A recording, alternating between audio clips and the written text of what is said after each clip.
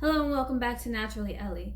If you've watched any of my earlier videos, then you may have heard me say a time or two that I make my own lip balms. So today I'm going to put my money where my mouth is and show you how to make it yourself at home.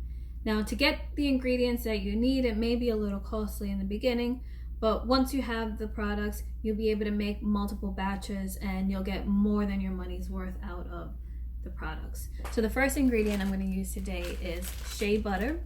I bought a 1 pound block of this on Amazon. I'll put the link in the description below so that you can find it yourself. I've made already a few batches of lip balm and even some deodorant with this, and as you can see, I still have a lot left. The next ingredient is coconut oil. I bought this particular tub at Target, but you can find it on Amazon, your local supermarket. It doesn't have to be this brand. I've used other brands in the past, and it just depends on what you can find. You just want to make sure that it is organic when you're buying it. You don't want to just use any old coconut oil off the shelf. The next ingredient is beeswax. I bought white beeswax pellets just because I wanted a nice neutral color to my lip balm. They do sell yellow beeswax because I think that's the natural color of them. I think they come in varying shades of color, of yellow to white, and I bought this on Amazon as well. I'll put the link in the description below just so you can see. They are little wax pellets. Now this is used to solidify your lip balm. The coconut oil and the shea butter are very soft and they melt at very low temperatures. So if you just used shea butter and coconut oil, your lip balm would probably melt in your pocket just from your own body heat. So you want to use the beeswax to keep it nice and solid and give it a higher melting point. Now, in the past, I've made my lip balms with essential oils such as sandalwood, lavender, peppermint, just essential oils that I already had, some that are beneficial for skin moisturizing. So the sandalwood, I just love the smell of it. It's a very calming smell to me, so that's why I use the sandalwood. But for today's batch, I have a very special pack of essential oils. So this came from Eternal Essence Oils. This is their sweet pack, as you can see here. And this pack comes with a lot of fun scents. We have chocolate, oatmeal cookie dough, blue cotton candy, peaches and cream, orange creamsicle, and bubblegum. Now, when you first open the box, the peaches and cream is the very first thing you smell. It's very strong. It overpowers all of the others. I've only opened them so far to smell them. They all have very nice, pleasant smells. They're very strong. I'm not really a fan of peach scent, so it's a little bit much for me, but I bought these just for the scents. There's no other benefit to these as you might find with some other essential oils. So if there's something specific that you want to treat or focus on, you can very easily look up your symptom or the thing you're trying to treat online and find the right essential oil for you. Things like tea tree and lavender are anti-inflammatory, antibacterial, so those are really good if you get sores or something. That kind of thing would be good for that. So check that out online. Look for the symptom and essential oils to treat that symptom, and you'll be able to find lots of information on that. So again, these essential oils are just for the fun of the lip balms. I really don't see myself using it for much of anything else. Now, the next thing I bought is the tins to put them in. These are 2-ounce lip balm tins. So these are nice, fun little tins that you can carry around in your purse. I keep one in my car. I have one at my desk, and they last a really long time. The last batch that I made was only maybe 2 months ago, and I actually apply the lip balm like 3-4 times a day. But I'm constantly applying it, and I'm probably only a third of the way through with the tin that I've been using. The last thing that you're going to need is a double boiler. I bought this on Amazon. I'll put the link in the description below, and I'll also put the link for the tins in the description below so that you can find that.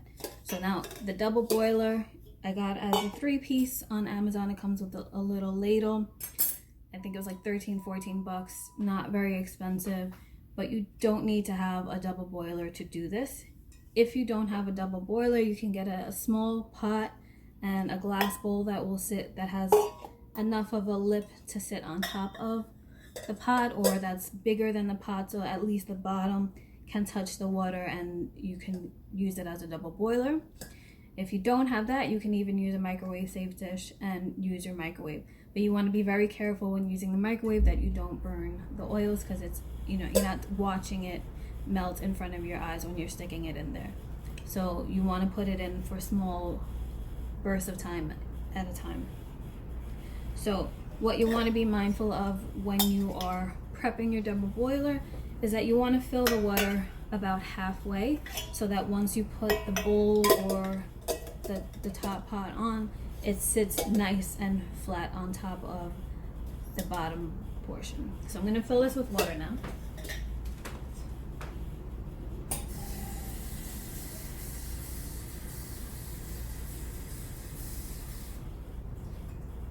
Again, you only want to fill it about halfway so that once you sit the top portion on, it's pretty flat.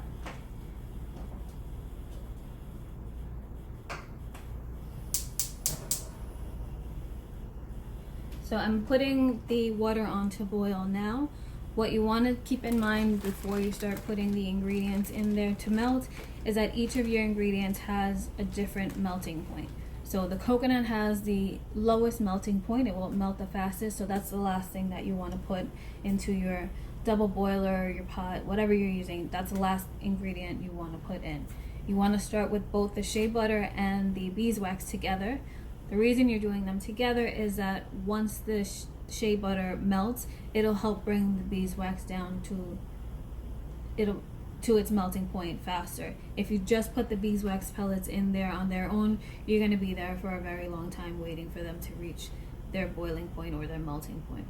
So what you're going to need, and I did not prep this part, you're going to need 1 tablespoon of each of your ingredients. So you have 1 tablespoon of beeswax,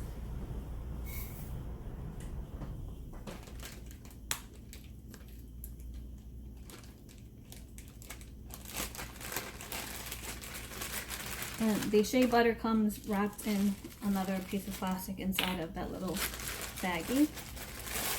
So you're also going to want 1 tablespoon, oops, it's very soft, so you want 1 tablespoon of your shea butter. It doesn't have to be heaping, it doesn't have to be completely jam-packed full of the shea butter, but you want that in there.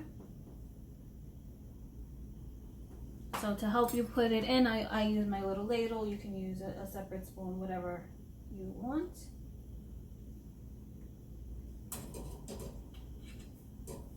So again, I'm adding that to the beeswax to help it reach a melting point faster than it would on its own.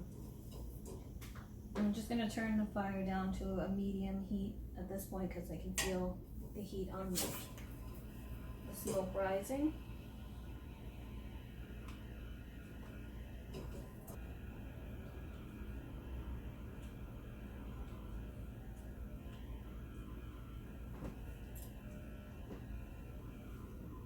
Because I just want to give you an idea of what it looks like as it's melting. As you can see, the shea butter is melting a little faster than the beeswax, which is again why you want to put it in there together. You want to keep stirring it so that it gets heated nice and evenly and you don't have some of the oil burning while the rest of it is still pretty solid. So you're just going to keep doing this until your shea butter is melted. Your beeswax is still going to be a bit solid, but before you put the coconut oil in. Okay, so as you may or may not be able to hear, the water is boiling. It's kind of rattling the pan around. I'm still mixing here. My shea butter is almost completely melted, so I gotta get ready to put my coconut oil in.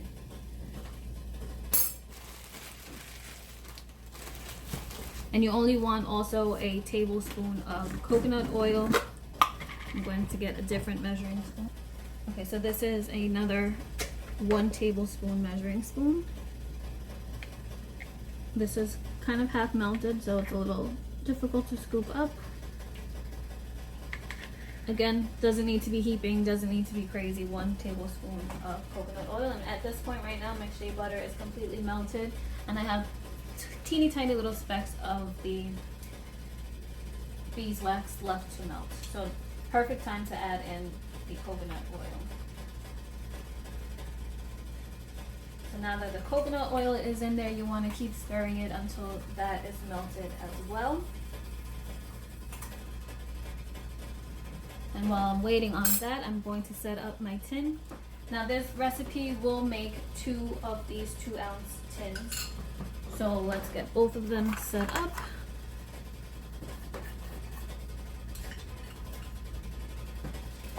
And I'll keep stirring here. Now it becomes a yellowish liquid, a clear yellowish liquid when you're melting it, but at the end it will solidify and dry a white color. And it's very important to make sure that all of your ingredients are melted. The very first time I did this, I didn't have my double boiler, so my wax pellets didn't melt all the way, and my lip balm was very chunky, and that wasn't ideal. So I have 1 little wax pellet left that I'm going to keep stirring until it's gone.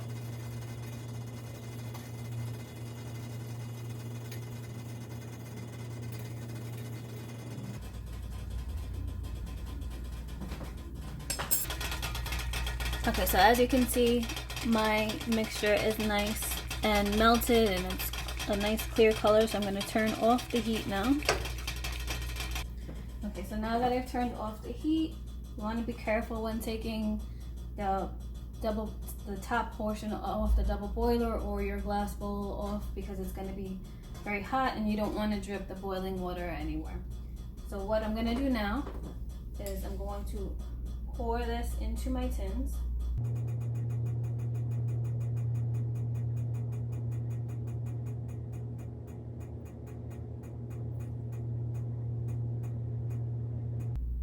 Okay, and as you see, I used the entire thing to fill 2 tins. These are the tins before I put the essential oil in. At this point, you're just going to add your drops of essential oil, and then you're going to let it sit there until it's cool and solid. Okay, so at this point, I'm going to pick my essential oils. I think I'm going to go with the chocolate and the orange creamsicle. So I'm going to put chocolate in 1. You want to put like 5 to 10 drops.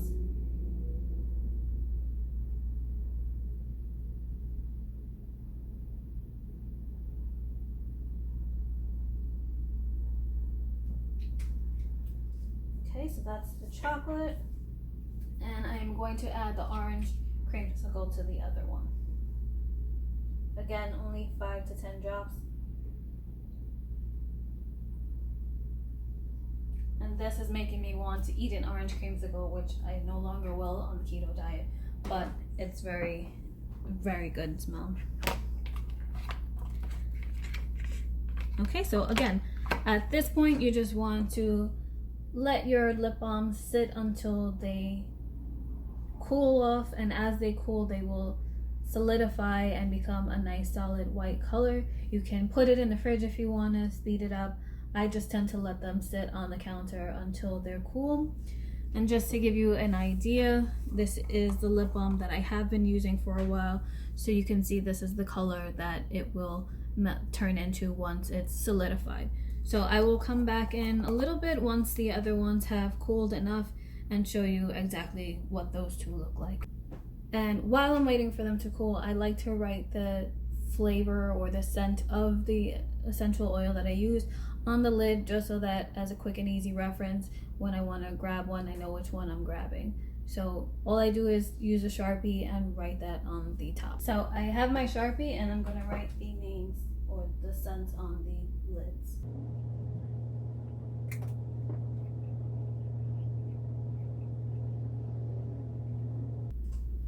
Okay, and it's already starting to get a little waxy looking, so they're already starting to harden and cool off a bit.